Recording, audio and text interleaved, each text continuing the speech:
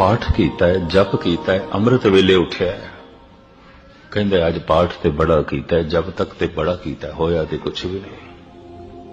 ऐसे मिलते ने मैनू, होया ते कुछ भी नहीं, हद हो गई। अंब दा बूटा तो लाया है और तेरा विश्वास कायम है, कोई नहीं, 2-4 साल बाद फल आएगा, आएगा।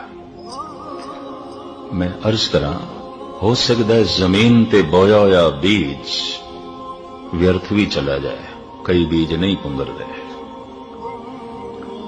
और शुभ कर्मां दा बोया होया बीज जो अंतशकरण दी धरती विच बोया है, एक तिल नहीं भन्ने गाल। महाराज दी बाणी कहंदी एक तिल जिन्नी गालना भी व्यर्थ नहीं जाएगी, फली बहुत होगी, लाजमी होगी। पतत पावन हर बिरद सदाए, एक तिल नहीं भन्ने गाल।